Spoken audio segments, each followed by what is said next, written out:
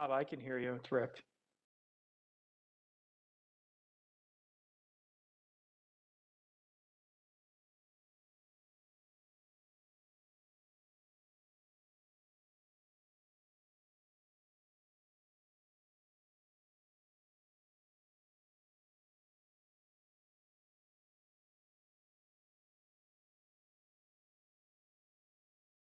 Hey Rick, it's Bob. Can you hear me now? Yes, I can hear you. Okay. Let's try to figure out which mic to use. Okay, I think I got it. Yeah, I think we're in a waiting room for the start. Okay, thanks.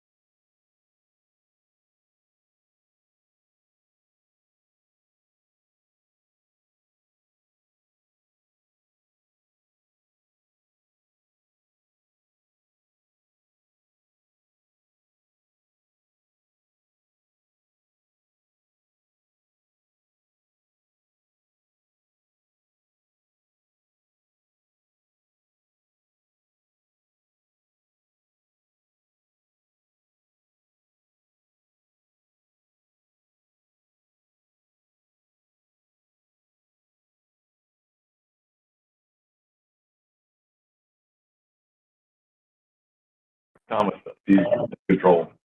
All right, folks, welcome to the May meeting of the Board of Directors for ErieNet Local Development Corporation. Today is May 16th. It is now 1:08 for the record. Before we get started, do a roll call. Mr. Toth. Here. Cornell. Present. Mathel. Here. Spears. Yep. Whedon. Here. Keating. Here. You have form in the room. Also, we have joined with us Murray and Rick Tucker from Harris Beach. We also have Matt Kreider and Max Suckoff from ECC Technologies. And we have Ben Swanacam also in the room from Erie County.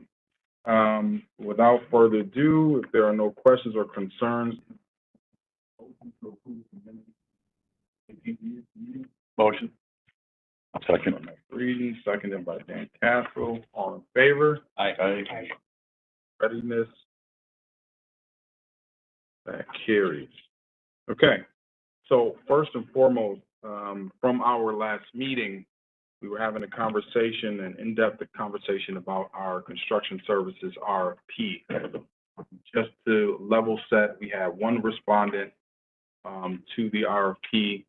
That respondent was a smaller organization, and they were unable, based on their size, to obtain a performance bond, which is spoken to in the RFP.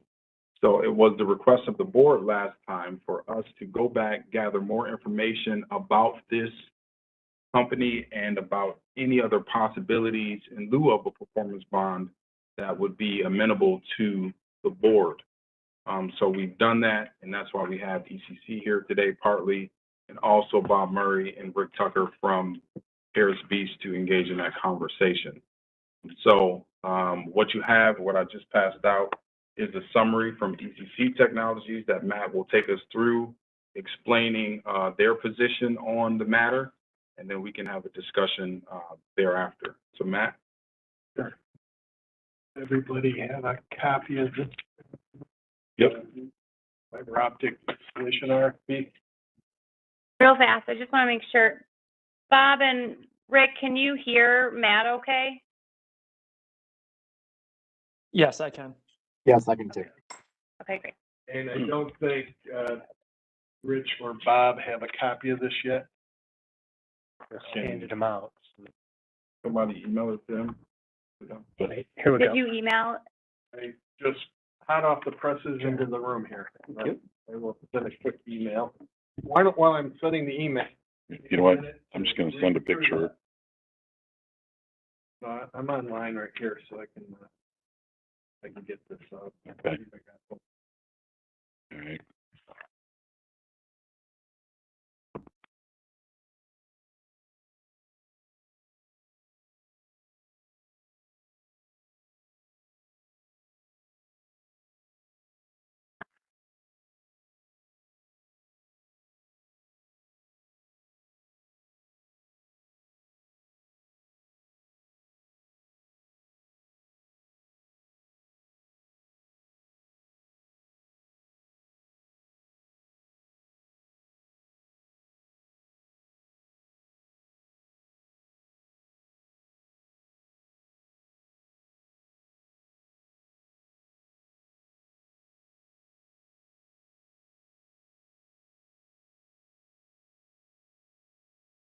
All right, Rich and Bob, I just sent that over to you. See how fast the wires are working.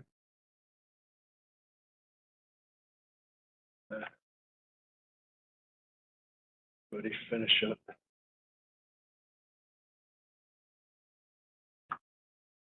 So what I tried to do here is just kind of summarize the information. We advertised.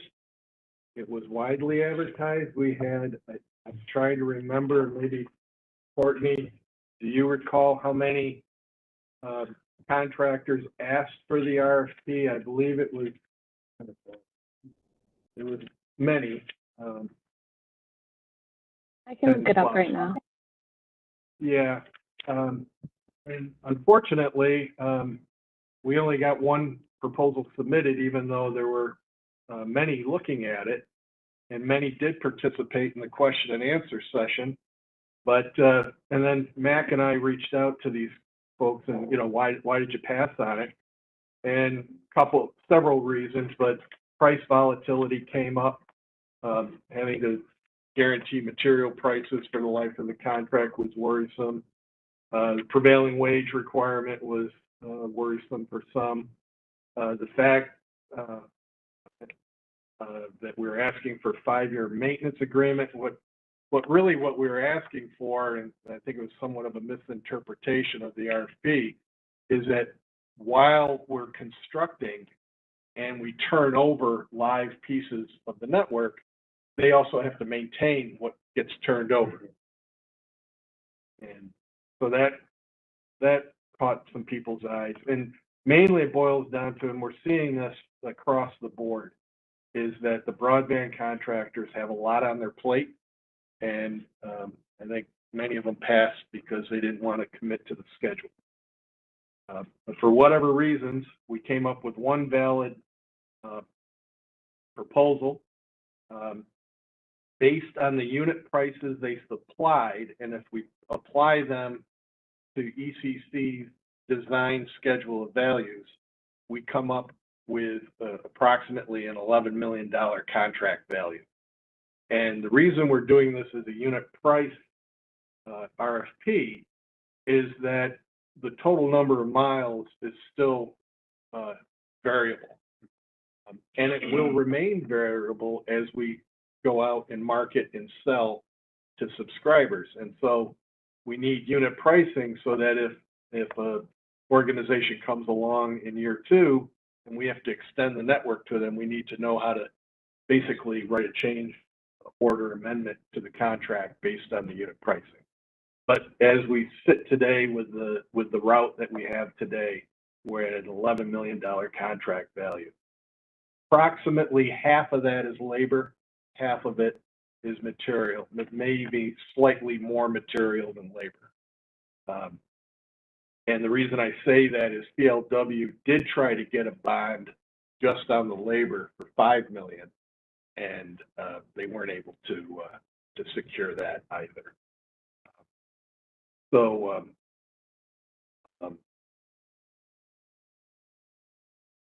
their references checked out. What I pressed them on the last couple of days is, what's been the scale of your projects? And in the last 2 or 3 years, they've done more than 400 miles of fiber construction in Michigan, in New York, in Florida, and Bermuda. And so that's a pretty good indicator that they can cover the geography. And that's a fair, and that's about what we need to get done, is 400 miles in a couple of years. They also have done over 1,000 miles if we go back to like 2017. So their projects range in sizes from 100-mile builds to over 500, some of their Florida and Indiana projects.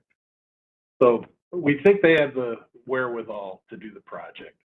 Worked for MAC when MAC was Armstrong construction manager, and they did a good job for Armstrong. We have a recommendation reference from Armstrong and from the Bermuda construction manager. They are an MBE, and one of our goals is to have MBE participation, but it's not unusual that these MBE firms are small. So, they're certified in Michigan under the Minority Development Council. They're committed to providing the crews necessary to meet the schedule.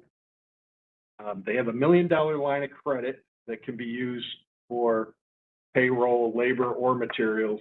They have a $200,000 line of credit for equipment and materials. And so that's about 10% of the overall contract value.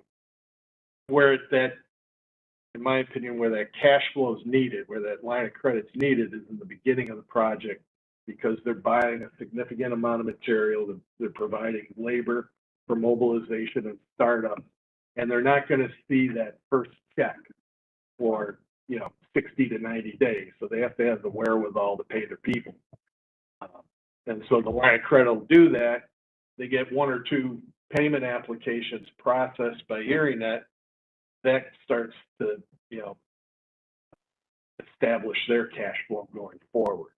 But I think the 1.2 million, in my opinion, is sufficient for a project of this size, about 10% contract value. And that 1.2 million is 100% available today. It's not that they've used up half of it already.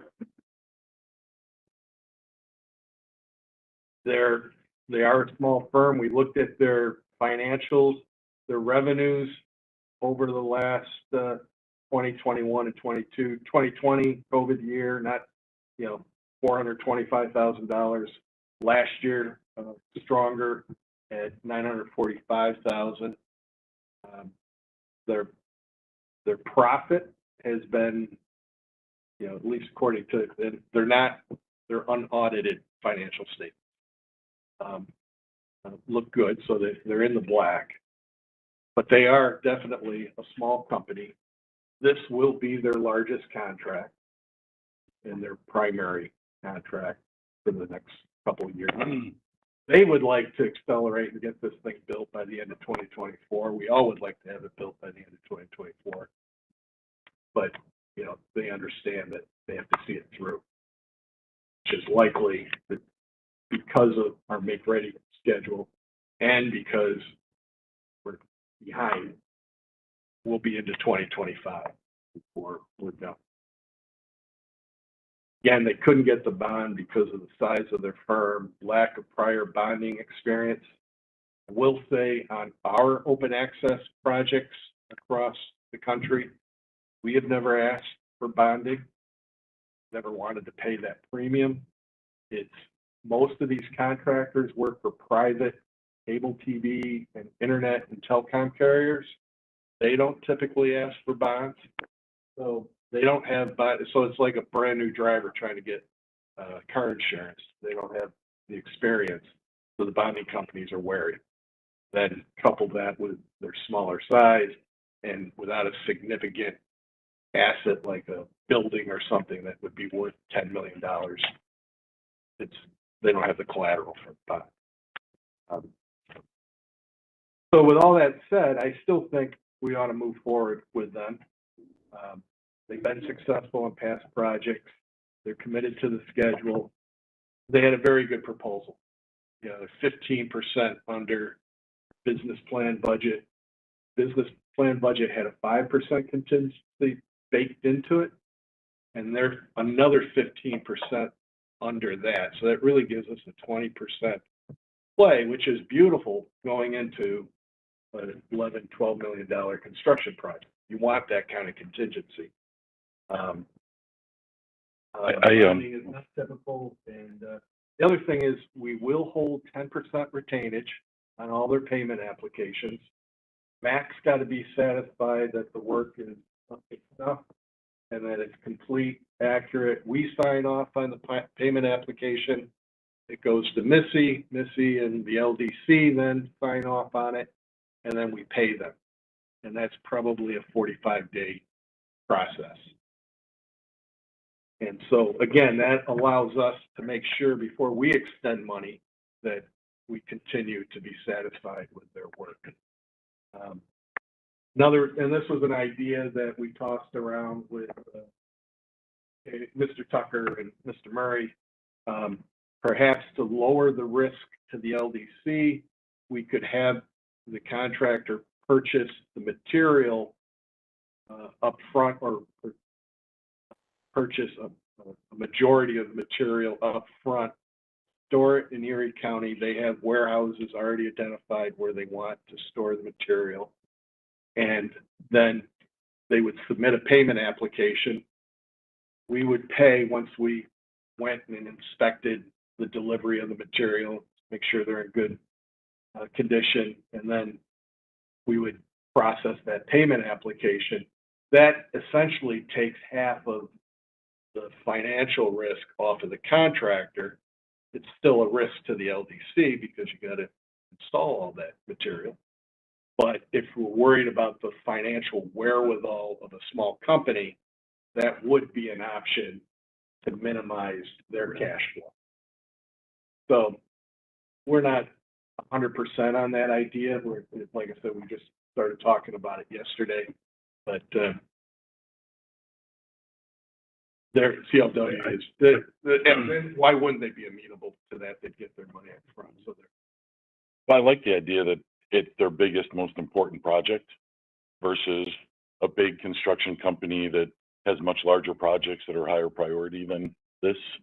So, you're going to get their attention.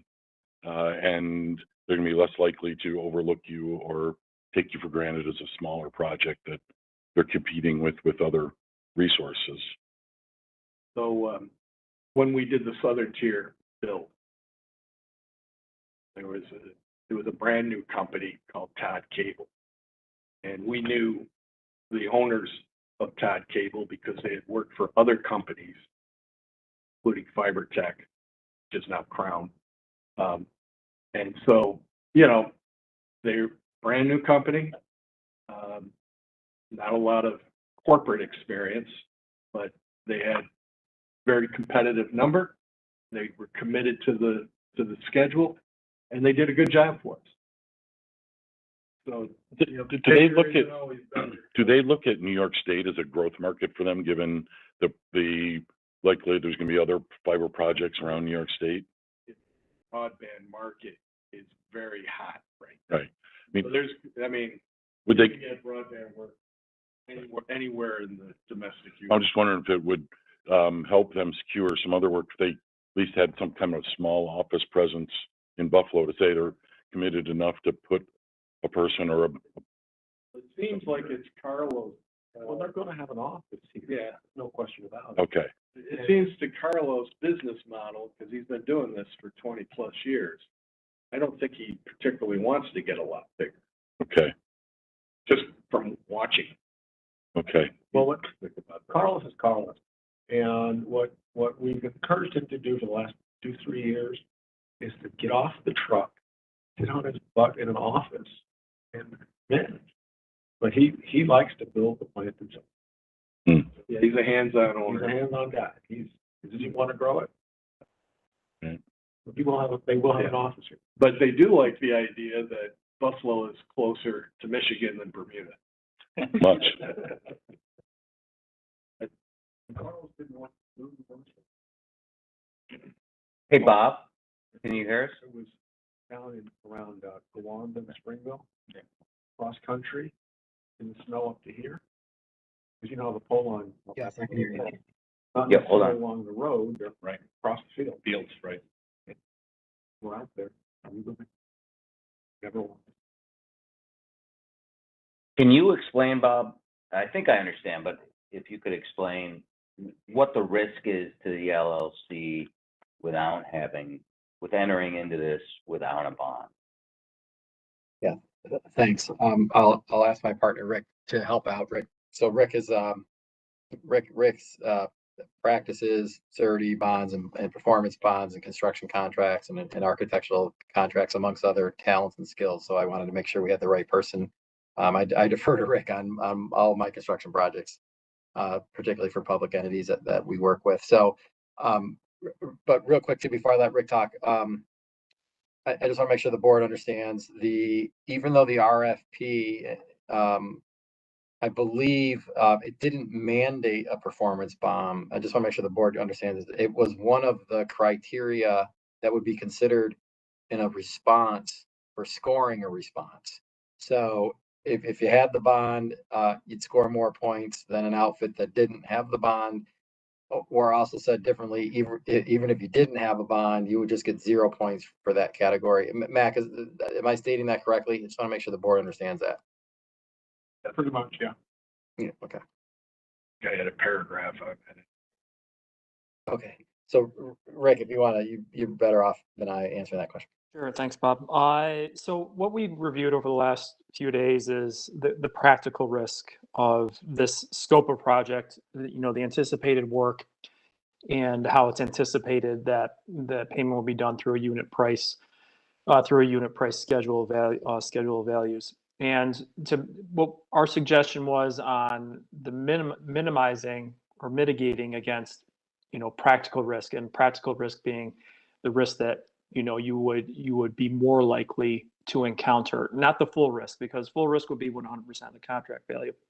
So what we wanted to say is, well, with in an industry where the current industry practice is predominantly without bonds, and it's not a typical capital improvement project with multiple contractors and innumerable amount of subs. where bonding is more important for overall security of the owner in completing the project. Here, we're on a more discrete scope of work where the industry is not moving towards that bonded, that bonded obligation always being there. So the concept is to draft the contract between the parties to give full discretion to the LDC as the owner to require the purchase of materials in advance for storage where the title to the materials would pass to the LDC. So it would not be a risk of loss, through if the relationship ended with the contractor, the materials would still remain the property of the LDC for completion. So by doing that in advance and keeping that discretion to order, to have advanced order, you kind of immediately take the practical risk down 50% because you're only speaking of labor as what the practical lack of performance could potentially be. Adding to that, again, the retention and saying that with having 10% retention, you're taking 50%, 10%, now you're all the way up to 60% kind of feeling secure in the performance, at least on the economic analysis. And then the third factor we discussed was, well, this came in, under a prospective budget for what the cost of the work might have been by 10 to 15%. So by allowing or understanding that a bond isn't realistic for this project, and even if it was, it would be a pass-through cost to the LDC, and be part of the LDC's budget. You're taking that approximate 10% savings, and also can be viewed as a mitigation against risk of non-performance for the labor portion of the project. So you kind of add those three things together, and you're without requiring a bond, you've in a practical sense kind of secured yourself, mitigated the risk against about 65% of the potential risk on the potential completion risk on the project. So we can manage that through the contract, through good indemnification. For if there was a dispute and a lack of performance, and the indemnification run in favor of the LDC. And we can also do it through through good shifting of risk and mitigating the risk of non-performance by having the materials ordered in advance and making that a contract requirement. So that's how we viewed the risk and considered ways to mitigate against the the potential non-performance.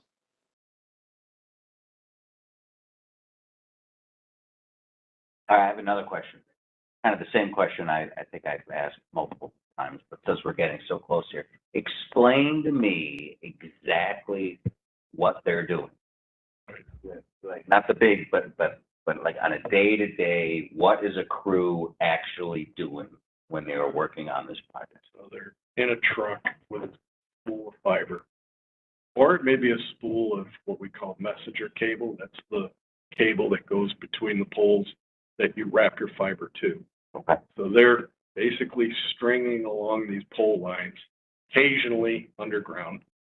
But again, we're 85+% aerial. And this is after all the utility make ready is completed. All that's done. And our space is clearly available for them to attach to. They're coming out with their bucket truck. Bucket truck. Okay, I was going to ask. Bucket truck with their spool of fiber either behind them or on another trailer coming behind them.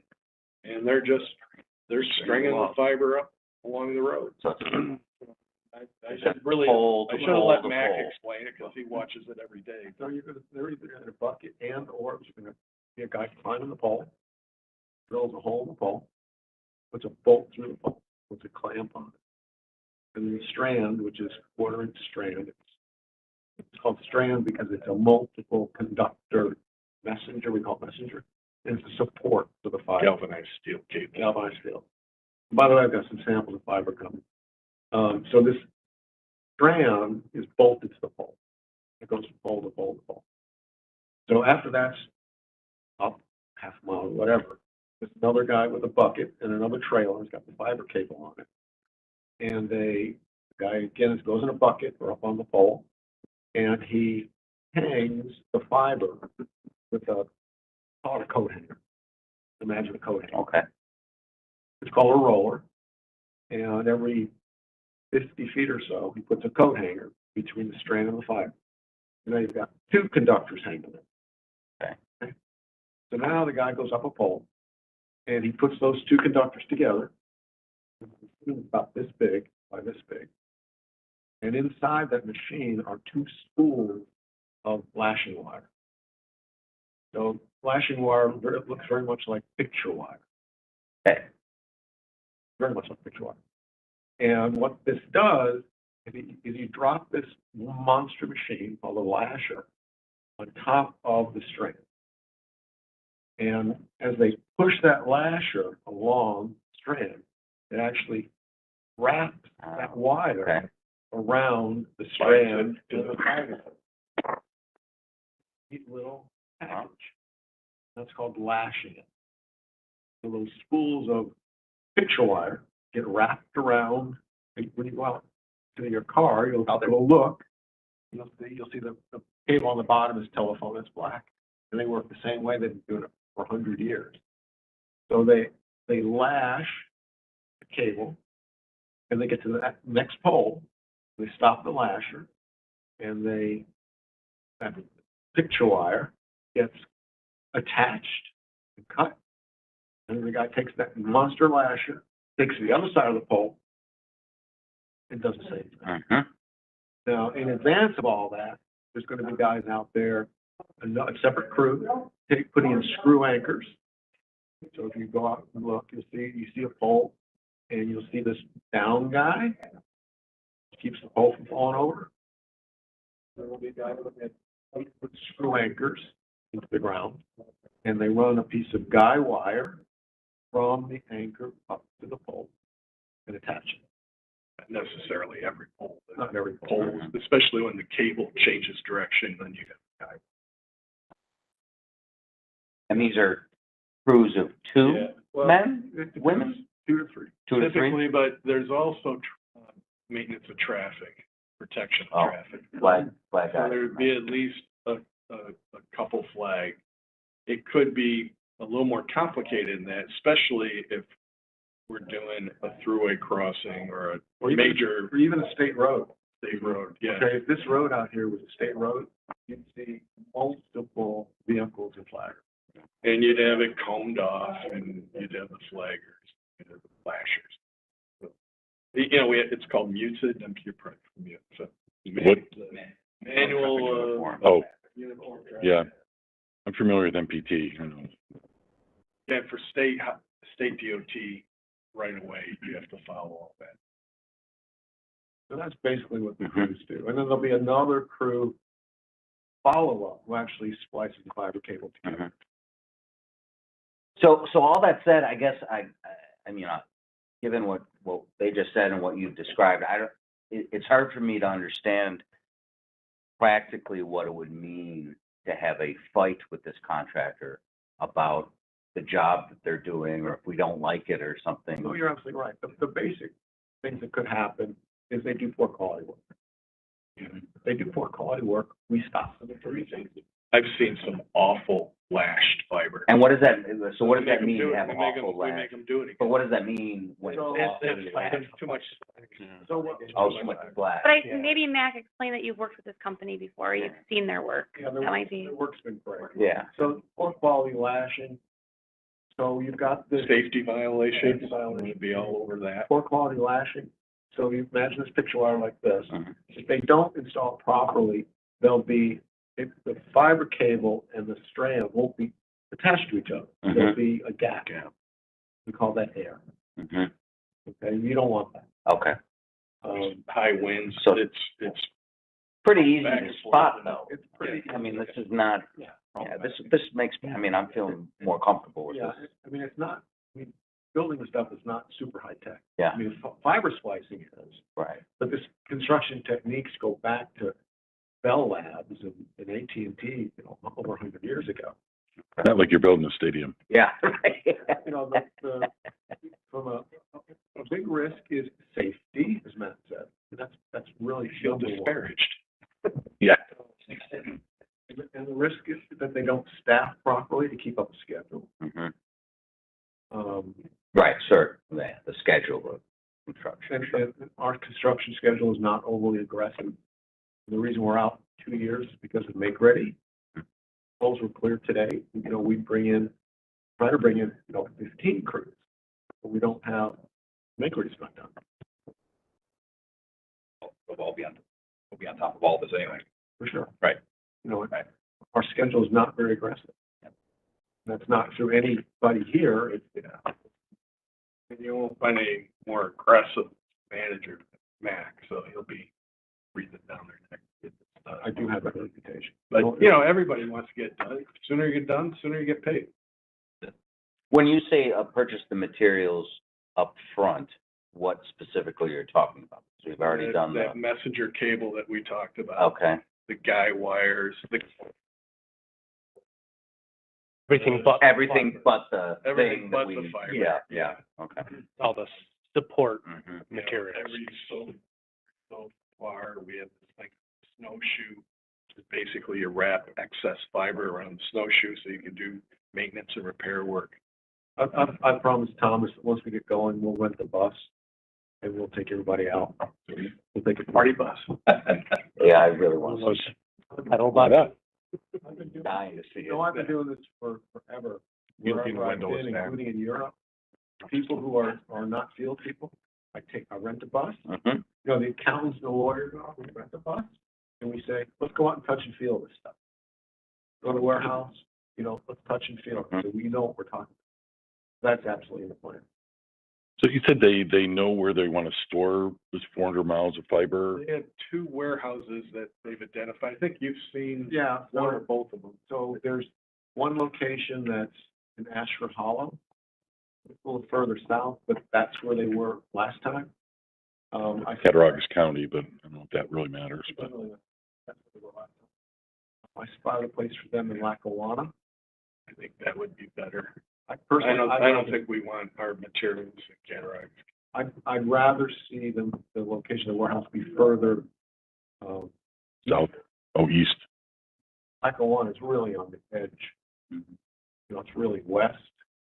From a north-south perspective, I like it, but from east-west perspective, but it's a matter of getting a map and a dart on it, say, here's the center, let's get the vehicle. They haven't contracted for space yet, so it's Obviously. And fiber cable can get stored outside, doesn't mind the weather. You get sense in a bad dog. Or it can go inside as well. So any more questions, for Mac or Harris Beach today? So, we didn't want to necessarily force the issue, so, so generally speaking, if we all have a level of comfort with what they presented today, then what we would anticipate is having a special meeting to effectuate the resolution to move forward with the contract. And we will be doing that in the very, very near future, just because of time. But, if everybody's comfortable between now and then, board meeting, a special meeting, to vote, but if that's the consensus, then we can certainly do that. If not, then, please state your own readiness or other information that you have or need. How long is their proposal good for? They would have given us a date, like our price is good for this amount of time? Okay, so we're not in risk of going through this and them having say, oh, well, prices just changed or something.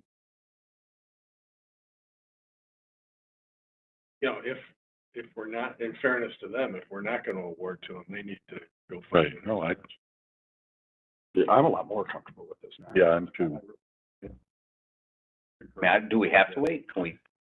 Well, again, we didn't want to force the issue today, so we would certainly, I think we're flexible enough to do a resolution. I know Bob wanted to, after all of these conversations, which literally happened yesterday and today, we want to write a very thorough resolution in tandem with a very good contract, so we didn't want to force it. Yep. So that's why now that we have, the board has a level of comfort, we can pivot, have a special meeting. Right.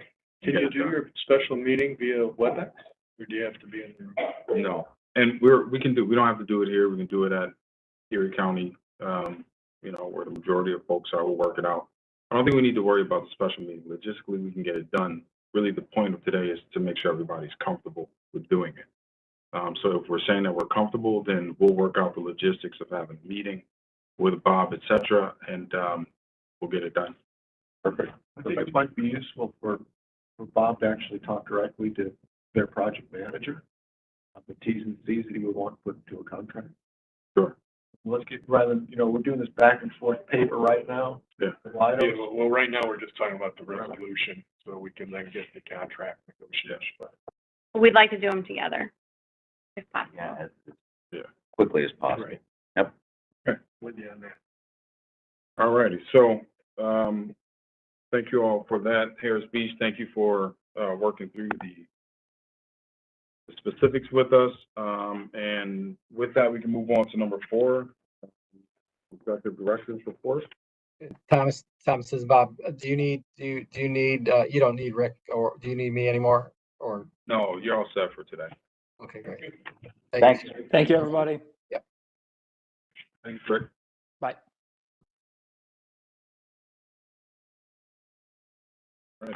All right, so you should have a copy of my report. This is kind of how it'll look. I might adjust it forward, but bless you. Obviously, I don't have really anything to report on last month or month before because I wasn't here, except that you hired me. Thank you. I just started my 3rd week, and I think everything's going well, and Thomas might not agree with that, but one big thing that obviously we've been working on the last 2+ weeks is we need obviously to find space. You have an agenda item today to kind of rectify that situation. You know, little things like having a phone number, getting an address, just things you wouldn't even think about. But we're working on that, and we should have the new address. We do already have the phone number. I should be in the library as early as possibly tomorrow. And so we'll be able to start getting a little bit more routine things established. IT, same thing. This is all set up stuff. We do have a little issue with the email, but we're working on it. And once I get all of that information, we'll get that right out to the board. I'm familiarizing myself, obviously, with accounting, payroll, bank accounts, and once I get more familiarized, that we'll have processes set up. At the bottom, we're going to talk a little bit about investing. But before we do that, in my report is when we'll also have ECC Technologies do a small report, and I'll let Matt do that in 1 second. But what I wanted to show you all was our new logo, which you should see. And I'd love your opinion. Dan's warming up to it, he said. Here it is, a little bit bigger. And some of the things we talked about with ECC is potentially even doing, this might be the set logo, but also maybe putting something in here about for their sales, you know, broadband or open access, you know, or something different on this where the local development corporation is. But these are what we've come up with. Say that again. Broadband fiber for the community. Yeah, just some kind of slogan. there, that we would use for sales. Also, we have some sample business cards. These are not the actual business cards, but Courtney has been working on these, and you can pass them around. This is kind of what our card will look like. This, just so you know, we just cut these ourselves. And when I say ourselves, I mean Courtney. Mhm. But this is just a sample of what we would do. And our graphic artists. And then, of course, we would also have some sample letterhead. We've been working on that design as well. And you can pass that around. Definitely told you this was going to be starting from the ground up. It right? is. It's really, I mean, every time Silly things you have to do. I know, every time I'm doing something, even just thinking about what I need in my office, I have to stop if I don't have it and write down the needs or something that we might, or I'll be in a meeting and someone will say something, or we'll get an email from Bob, can you get this on your letterhead? We don't have letterhead. So, yeah, as we Yeah. move forward, obviously, we'll be working through all these things you don't think about. Yeah, so what do you think of the logo? That's my question. Hello. Is that yellow? Yeah, wireless. Yes. We don't like yellow? We're against yellow? It was just very yellow. We're against yellow. Hot yellow. That was like Thomas caution. That was really like liked caution it. yellow. We don't want to have caution. No, caution yellow? Thomas had to get it through as yellow. Okay. We did early on have Paris Beach trademark that last. Yeah, so we're re-trademarking. Yep, Is that a blue background or a black? it's black. Any comments, suggestions, changes? Makes me want to buy and link up to a fiber. Yeah, no, network. definitely like the, you know, sort of like internet connectivity logo built into the N. And what is that logo? I guess I'm struggling, but what is, It's an arrow up and an arrow down. If you ever on your cell phone, you have really bad, yeah, you get an arrow up, arrow down. I don't know, Mike, you would probably more know what that means. Well done. I'm following you. But that, I mean, that's what that is. Yeah, The exactly what that is. connectivity. Yeah. You Oh. could say it's transmitting or receiving. Yeah, it's, yeah, it's bringing the packets back and forth. I guess my issue, when I look at this quick, I just make a quick look at it, all I see is the white arrow. That's what draws my attention first. And what I'm struggling with is how does that connect to ErieNet? You know what I'm saying? That's, It makes you look at it longer. well, it does. It makes you want to find out more, so you look down and you see ErieNet. Maybe if those two, the white and the N and the other part of the N were connected, not separated in the middle, if it was more of an N looking, I don't know. I mean, I can see the N in it, but when I look quick, all I see is the white arrow. That's what stands out to me. That's what catches my eye. Wrong with Other an arrow, thoughts? though. Arrow's good. No, I'm Arrow's positive. I'm just When have you ever seen a negative arrow? Arrows are always positive. Nothing sticking out of your desk or something. Or something. I mean, it is pointing up. I mean, we're headed up. We're headed up. We're not going downward. Any other thoughts? Project off the ground. Actually, now that Dan has ruined it for me. So maybe if the two, if the N was a little, you know, smushed, so that it was more like an N? It's more pronounced. I think that's what Dan. Is that what you? Yeah. So that the angles would be more, would be sharper angles on the two, arrows. I see two V's. I see like a T and a V or something like that. Yeah. Yeah, now that's all I can see. All right, what Sorry. graphics? Maybe with yellow it'd be better, right? What about a blue line through the white and a white line through the N? Creating your N. Contrasting colors. Oh, I see. Make it pop. That's right. No? But we can mess around with that. We haven't gone out for re-trademark yet, 'cause we want to show you first. Okay. And have you looked at if there is another meaning of symbols like that?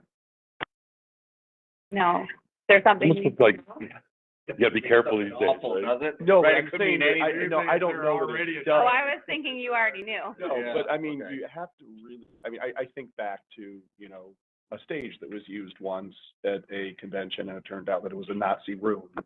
Yeah, Oh, yeah, when you said it, it's the first thing I thought of that Well, I story mean, with yeah. him, I Yeah. didn't realize. Market Square Building. well, we'll Yeah. take a look. Swastikas I'm all not over sure. I mean, I don't know that it does, but anytime I see anything Yeah. that's angular like that, I would always want to make sure it doesn't It have doesn't some. mean anything Other else. meaning. Anything else. Yeah, spoken like a true librarian. Yeah. And we actually have, we have people that could look into that for you. Oh, awesome. That would be great. Or the archivists keep in the basement, right? But it kind of looks like the greater than or less than symbols you use in math and stuff like that. I don't know. But that's a good point about the symbols. So before Matt goes to on his brief update, we have gotten a look at the website, and I guess we could potentially, I don't know, Courtney, could you pull it up, just show the page? Didn't talk about that, but are you comfortable with that, Matt, you think? Yeah, I think in my report summary, I give you the again, it's the sandbox Mhm. developing the website, but Well, while Matt's going, we'll have Courtney pull that up, and at least you can see the initial view of it. We're very impressed. It looks sharp. which was all it was meant to, it was just for look and feel. Right. We're still working on content. So why don't you go ahead and Matt, while with your part, then we'll come back. So, packet, there's a 2-page report. And route design is substantially complete, but what we're continuing to do is, for instance, allow the cell towers to be plotted against the backbone. Verizon Wireless may be interested in fiber. So again, I want to see how close we come to the majority of those towers. And again, do we want to modify the backbone to make those connections less expensive? Where do you get that information? Okay. I make Mac drive the entire county. Right. No, there's database. Okay.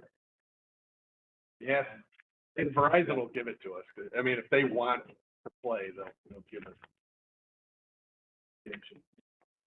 But again, we're comparing not only that, but we're looking at all the major employers, quarter to half mile of the backbone again, because that's our sweet spot. We want to be able to reach those.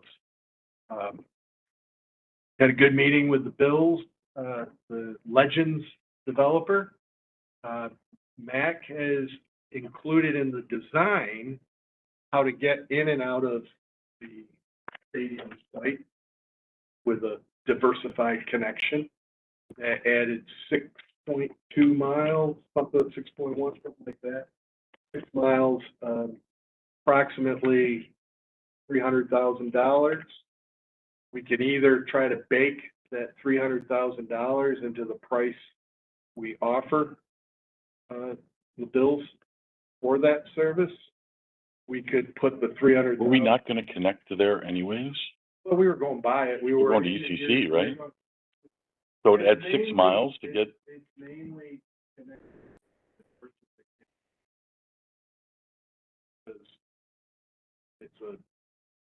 That'll be important to them to have a primary and secondary. Still 6 miles sounds like a lot of, I'm not understanding how that's 6. Well, I guess it doesn't matter. I don't need to understand. South Buffalo Street to South Park Avenue. Roughly speaking. There's 2 entry points. Okay. I mean, it doesn't. So miles add up. See if I got a picture of it. Let me have one on nothing. Yeah. Erie, which we were coming into, Mhm. but then we Mm. stopped. And then to get into the new stadium, that's a mile away. And then here's 5 to get back. Oh, right, all of this is. Yeah, and that's to give a secondary. Secondary, route. right, I get it, yeah, so that's why, yeah, of course. It's not just getting in, it's getting out. So. You want to put the logo on. It's got the old logo? Okay. I'll take it. Look how much That's better. gonna be classic. Retro. It's gonna be. So I think what we want to do before we decide whether to absorb it in the construction budget is to look at how would that affect our pricing to the bills. If it's still a very competitive number and we can include it as part, or maybe we pay for the primary connection is baked into the backbone, but the diversified, because that's the longer 4.5 mile, 5 mile. Right now, it's not included in the budget.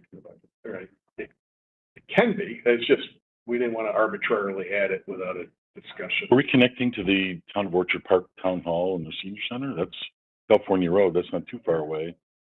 I think we'd be kind of going that way anyways, down 20A.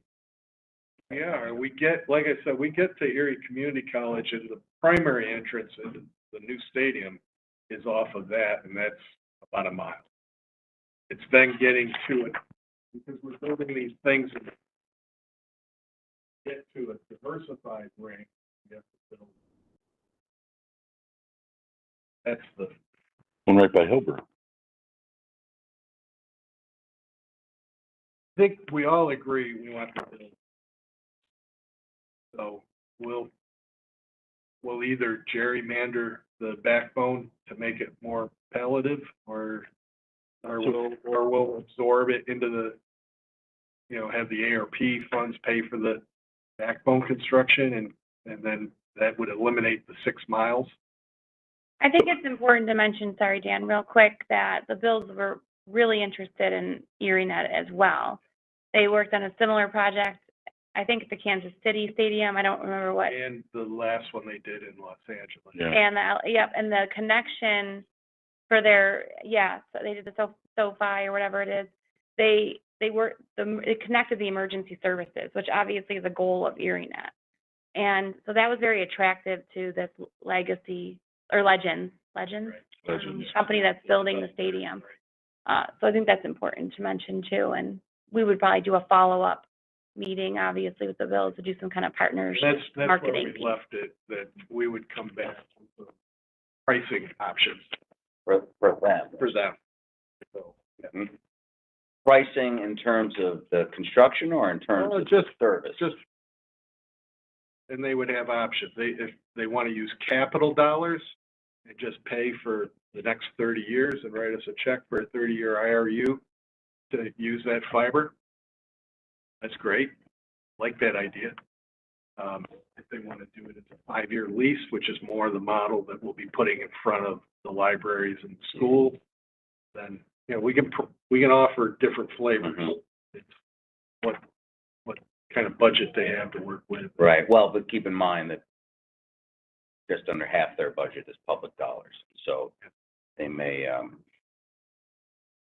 just keep that in mind. Yeah. Keep that in mind.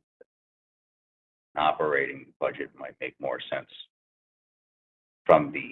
with my county attorney hat on, than adding cost to the overall That project you're already subsidizing. that we're already subsidizing, And the fiber that you're already subsidizing. The fiber that we're already, yeah.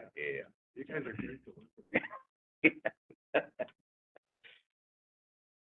So, moving on, that's where we are with the bills. The Rath Building POP, skeptical that the bid's gonna get out in May, Mike. I think it might turn into June, but right now I think they're still trying to push the room renovation project out the door before the end of the month. Yeah, they're supposed to start the renovation or its abatement in June, so. Yeah, and then the idea again is still to have the ErieNet space available before year end, which times wonderfully for what our schedule. So again, very appreciative of Mike's project to help make that an affordable location.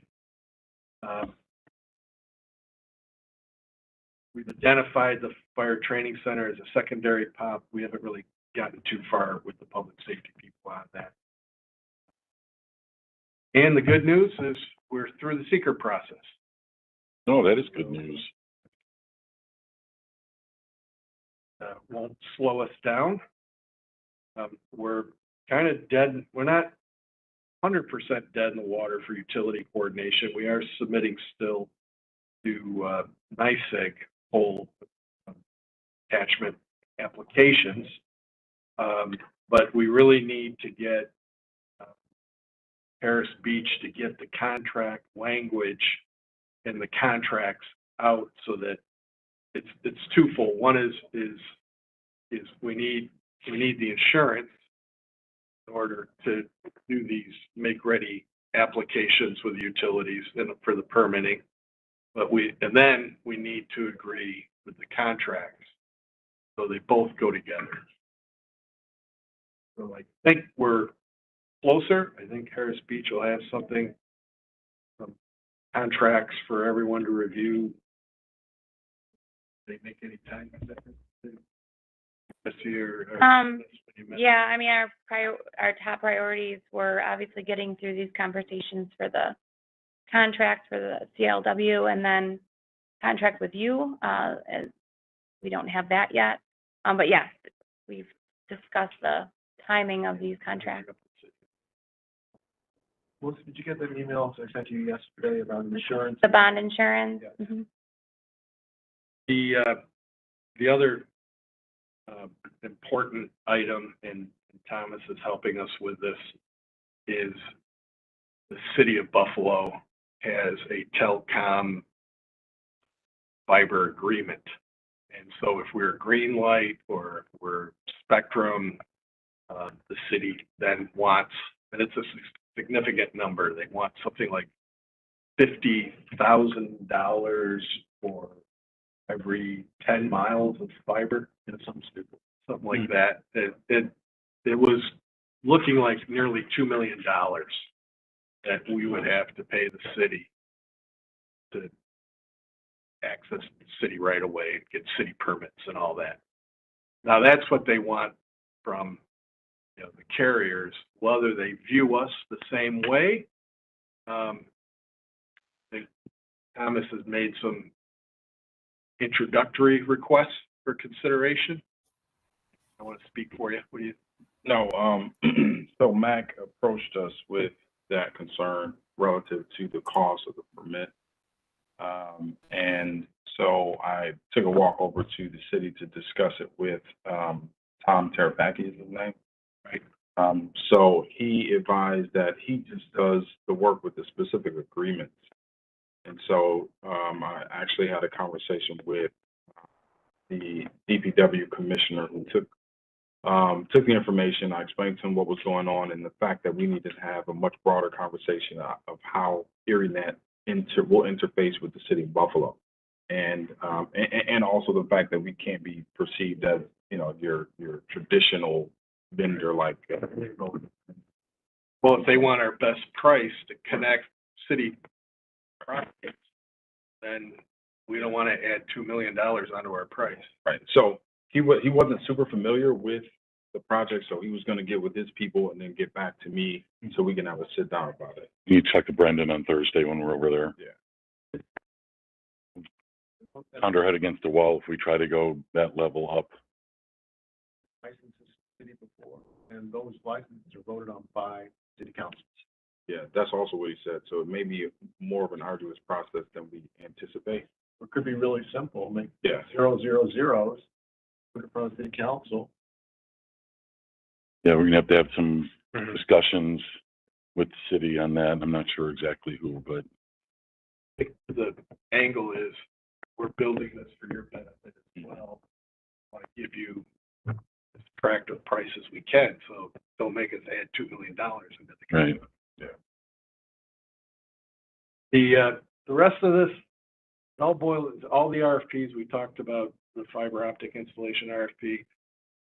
We're at the point now where we need to execute contracts, and we're waiting for Harris Beach to get us those contract templates. And once we have those, we'll move forward with all of these. The cabinets and the fiber optic cable don't need a contract so much as a purchase order, but still we need an LDC purchase order with LDC terms and conditions. So Missy is working with accounting, I guess, to try to formulate such a thing. The purchase order?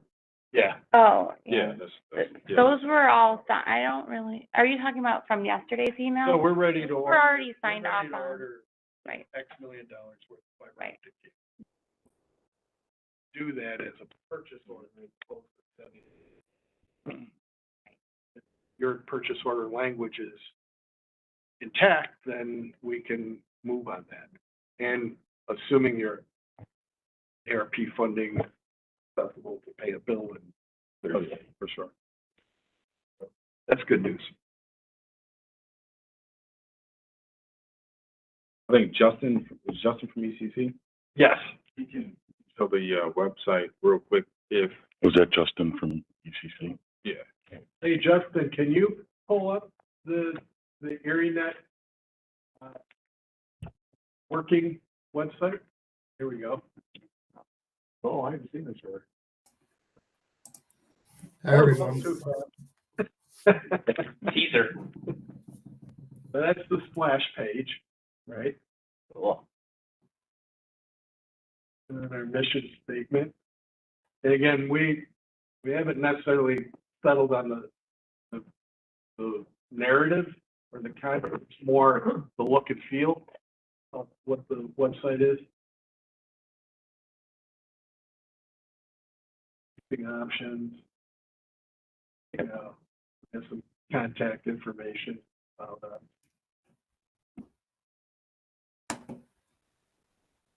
picture of the man. There you go. That's it right there. So I think we're getting close to being able to put this out to the public. Obviously, we want Missy sign off on this before we do that. Place on the website for folks to be added to, you know, future news, communication. Their contact us, obviously.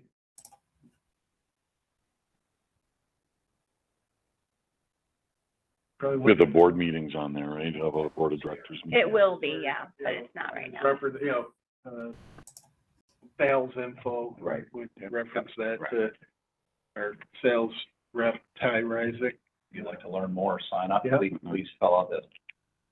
George CRM. Did we decide that ErieNet, that NET was gonna be capital letters? Just the end should be. Just the end? It's easier. I mean, when we did the original logo, I think it was ErieNet was Oh, capitalized. you stole my map. What? You stole my map. I sent it down to Jason. The Bills man? Went full circle. Okay. Yeah. What do you need? No, I don't need it. I just wanted to keep it for, yeah. Collector's item. This is the Gotta get it framed. network as it is today. It is capital. Yeah. So are you guys good with, are you all set, Matt? Are you good with so far, the initial look of the website? Yeah. Okay. Yeah, obviously, like Matt said, the content is still being worked. Everything that has to legally be on there will be on there, which of course would include the board meetings and such. Looks good. I'm just gonna circle back then, as long as you're done, Matt, with your report. Yeah, just because you were going to talk a little bit about the Google Fiber. Yeah. Yeah. So yeah, we did meet with Google Fiber yesterday. Is that yesterday? Yeah. And, you know, I mean, I'm sure Matt can talk a little bit more in detail, but the impression that I got is that they are interested in the type of network we're offering. However, in the phase that we're in, which is, you know, this initial map that you have, is not conducive to what they're looking for. Am I correct in that analysis? That we would have to be looking at $1 billion investment for 400 plus homes, 400,000, sorry, yeah, plus homes of, yeah, you know, to connect. And that's what they really want to do. And we don't touch that close. And so we'd have to have another second phase of investment in order to do that. Now, they pay for a portion of that investment, and there's contracts, and I think it's worth talking to them down the line. They're not ready to connect to this type of market, is what we took from it. They had offered some rule of thumbs. They have two models. One is Google goes in and acts as a broadband provider, and they build their own infrastructure. The second model, which ErieNet caught their attention, is using community infrastructure, and then they become a subscriber on that community infrastructure. Where they're doing that model is in West Des Moines, which is a smaller city than Buffalo. They're doing Huntsville, Alabama, which is about the size. And they mentioned, I think Tulsa is on their radar. In Mesa, Arizona. Yeah. And again, what they want is they want to have the opportunity to reach up to 95 to 99% of the residences and businesses in the coverage area. So for us to do that, we're talking hundreds of millions of dollars. And they use the number of $2,000 per what they call a door going by, because if you're in an apartment building, it's each apartment. And what they do is they help subsidize it. But they're talking about 20 to 50-year project commitment. And so, some communities go out and bond. In Huntsville, there was an electric utility that took on the capital investment, and then Google pays them like $1,000 per year per door that's served. I think it's whether they connect or not. Right. But, so if you think if there's these 200,000, what do we? There's 430,000, yeah. 30 in Erie County total, at a bogey number of $2,000 per resident. You're up in the $860 million. And even if you only built out to half of it, I mean, it's an incredible investment, which. We're 5% of the way there. Yeah. Right. But Yeah. you still need the backbone to bring everyone back and everyone together. But the business model that we're moving forward with is not conducive to food. At this point. Yeah, at this point. It feels Now, if like we find phase 5 sort Right. of. I mean, if you really got the city and town, look at a major infrastructure project for the region, might be able to pull it off. Because over 50 years, you do get a substantial amount of that investment back. But not all. So that's our Google Fiber. And then just quickly, so we don't drag on, some priorities that we're looking at. Obviously, we want to be meeting with emergency services. I'm meeting with DPW next week, and then we'll start to branch out and start working with emergency services through the county. Municipalities and school districts are top on our list as well. So all of that will start falling into place once we get our pricing structure down. But a couple things. Also, potentially the special meeting, I probably will be presenting a resolution for investment. I know that there was an M&T presentation done. I think that's something we just want to take advantage of now. We can only do two things, CDs and Treasury. And Treasury bills right now are extremely profitable, and we have a lot of money sitting. So just a resolution allowing myself and, through our investment policy, to start working with M&T and get some Treasury bills out, because that's what they're recommending right now. And then just doing some analysis, I do believe we'll have to hire an admin/bookkeeper sooner rather than later, just based off of 2 weeks of what we've been through. So I just wanted to prepare you, get that bug in your ear, that's something I'm probably going to start exploring and presenting to the board soon. Now, on the bookkeeper side of things, I mean, theoretically, shouldn't that be Lumpson McCormick? I mean, there are accountants. I mean, bookkeeper is more of a homely word. Yeah, they are a key accountant.